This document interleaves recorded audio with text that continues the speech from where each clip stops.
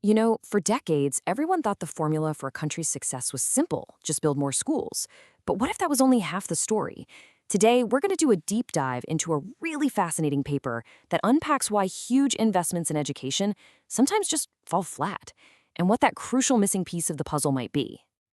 So how did the researchers figure this all out? Well, we're going to follow their path pretty much step by step. First, we'll look at the big puzzle they started with. Then we'll uncover this huge institutional clue they found. After that, we'll see how they put their theory to the test. Then comes the good part, what the data actually showed. And finally, we'll land on the ultimate takeaway. All right, so let's set the stage with the central mystery.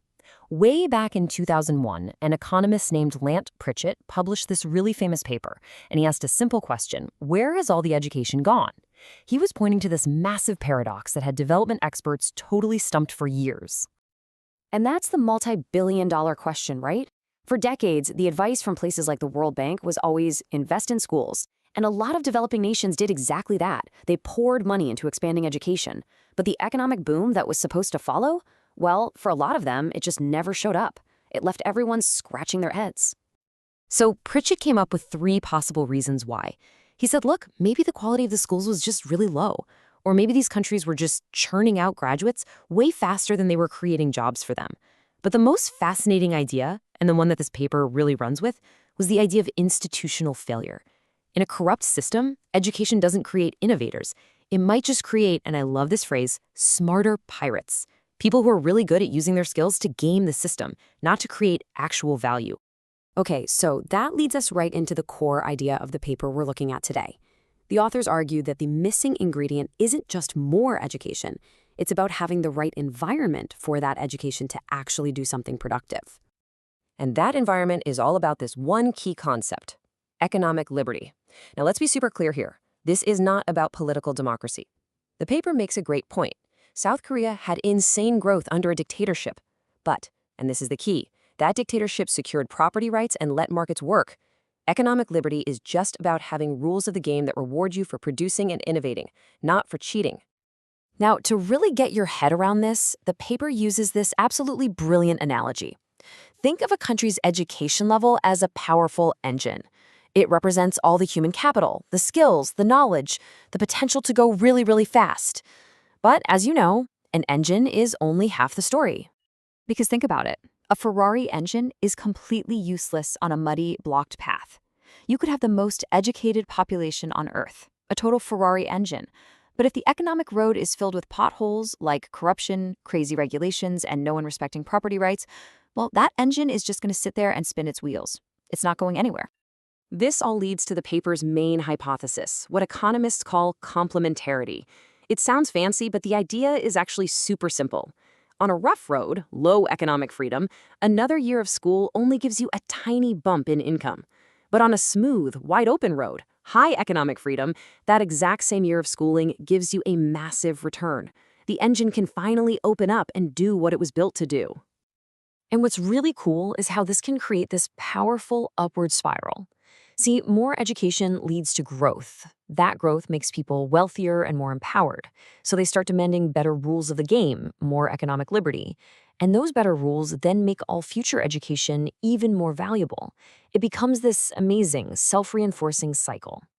Okay, so a great idea, a clever analogy, but is it just a theory? Or is there actual proof in the real world? This is where the researchers rolled up their sleeves and put the idea to the test with a ton of global data. And they didn't mess around. They built this massive data set covering 120 countries over 15 years. They grabbed the income data, they used the Index of Economic Freedom to measure the quality of the road, and then they got education data from the World Bank to measure the power of the engine. And this is where it gets really exciting. This is the moment of truth for the paper. Does the data actually back up the theory? Does the payoff to having that shiny engine really depend on the road you're driving on? Let's see what they found. The first big finding? A resounding yes. When they just looked at the basic data, they saw exactly what the theory predicted. It's what they call a fan-out effect. For countries with bad roads, low economic freedom, the line connecting education to income was almost flat. But for countries with great roads, high freedom, that line was super steep. But here's the real kicker. They took it to the next level. They used a fancier method to see what happens inside a single country when it changes over time. This is a much tougher test because it filters out all that other noise, like culture or geography. And guess what? The effect was still there.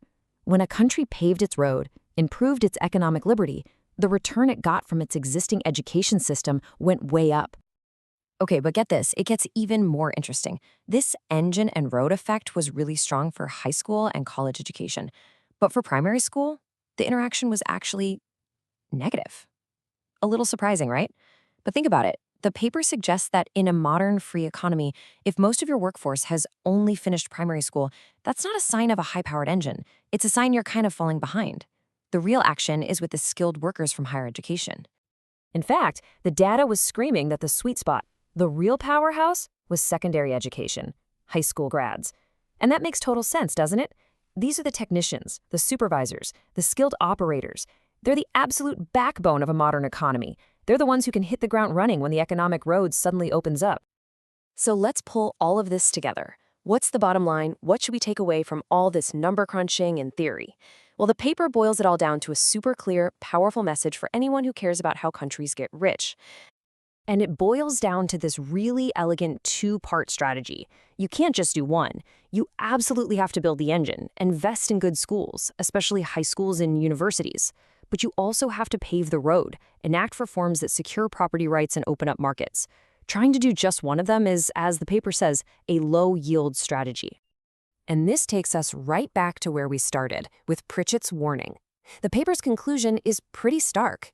If you invest in schools but you have a broken system, you don't just fail to get growth. You might actually create a whole class of really smart people who are experts at being, well, smarter pirates. So we're left with this one really tough question. Is building schools pointless without also building free markets? The evidence we've just walked through suggests that, well, maybe not pointless, but its power to truly change a country's future is only really unlocked when you pair it with freedom.